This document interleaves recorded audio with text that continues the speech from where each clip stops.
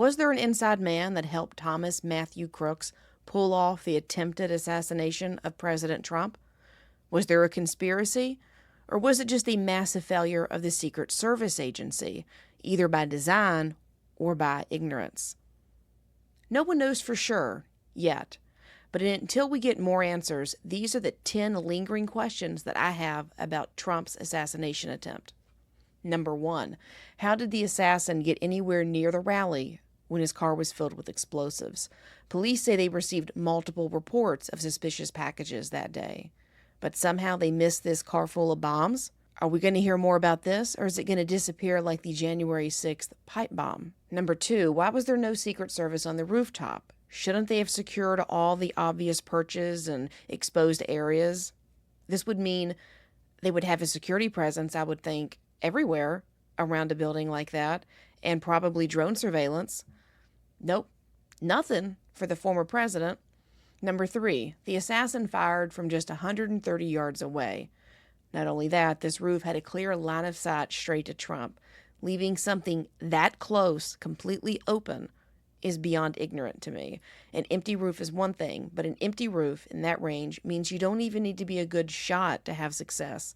Former Navy SEAL and Blackwater founder Eric Prince has pointed out that a moderately trained rifleman could easily hit any shot within 300 yards. In fact, an expert with the right caliber firearm could hit a torso-sized target consistently at 1,000 yards or more. And any amateur could hit a pie plate-sized target easily, even without a magnifier optic. Number 4, Prince also noted the lack of obstructions near the stage. He says that Secret Service is supposed to erect barriers around it, blocking the line of sight. But we didn't see any of that yesterday. Number 5, why did the Secret Service and police allegedly ignore warnings that there was a gunman? We noticed a guy crawling, bear crawling up the roof of the building beside us, 50 feet away from us. So we're standing there, and, we're pointing at the guy crawling up the roof. And he had a gun, right? He had a rifle. We could clearly see him with a rifle. Absolutely. We're pointing at him. The police are down there running around on the ground. We're like, hey, man, there's a guy on the roof with a rifle. And the police are like, huh, what? Like they didn't know what was going on. We're like, hey, right here on the roof. We can see him from right here. We see him. He's crawling. And next thing you know, I'm thinking to myself, why is Trump still speaking? Why have they not pulled him off the stage? I'm standing there pointing at him for, 2 or 3 minutes. Secret Service is looking at us from the top of the barn. I'm pointing at that roof, just standing there like this. And next thing you know, 5 shots ring out. So you're certain that the shots came from that guy on the roof? 100%. 100%. And he was up there for a couple of minutes. He was up there. You saw him up there for a couple of minutes. Absolutely. At least 3 to 4 minutes. And you were telling the police and the Secret Service? We were telling the police. We were pointing at them for the Secret Service, who were looking at us from the top of the barn. They were looking at us the whole time when we were standing by that tree. Could they see binoculars? There's video from TMZ of this gunman lying down on the roof. And then you can hear people around him start to scream down on the ground because they realize this dude has a gun. And then you hear the shots that are fired at Trump. But where were the police around these people just lying out there in the field?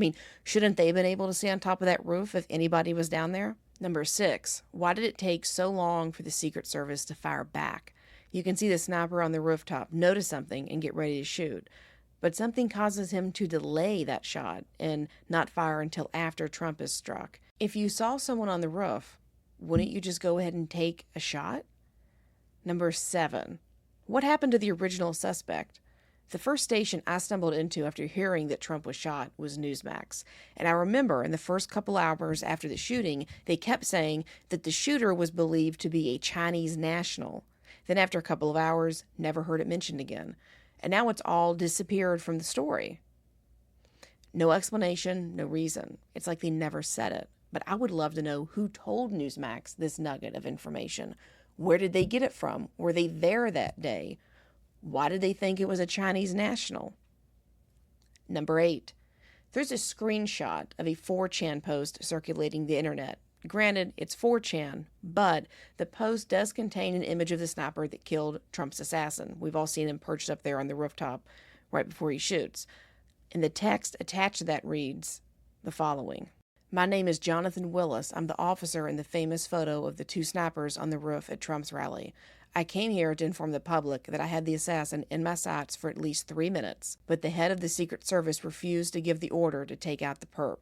100%, the top brass prevented me from killing the assassin before he took the shots at President Trump. I didn't follow the orders, though. As soon as the shooter opened on Trump, I returned fire despite strict orders to not engage. He goes on to say that he had, quote, the shooter for 3 minutes watching him fiddle with his rifle and adjust the scope. It was obvious he was a shooter, yet I wasn't allowed to engage. After I killed the shooter, I was arrested, questioned by the FBI, and just released an hour ago.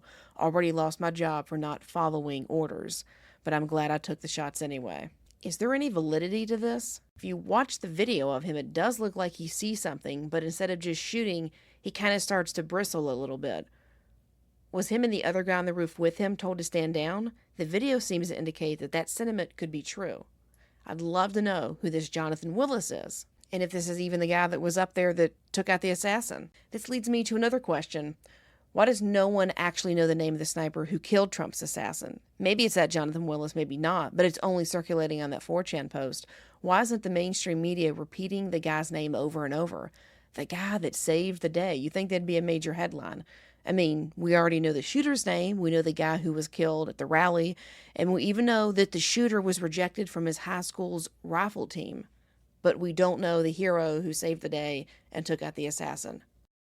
And finally, number 10, why don't we know who the other two injured victims are yet? No name?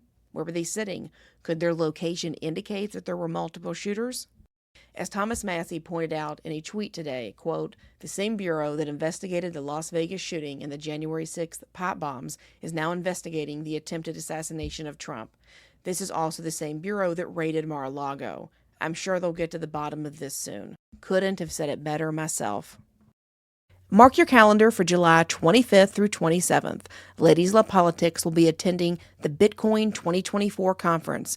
Join me online as I cover the event, or grab a ticket and see for yourself the wonderful world of Bitcoin. Ladies Love Politics is a proud media partner of Bitcoin 2024. In the meantime, be sure to follow the Ladies Love Politics channel on TikTok, YouTube, and Instagram.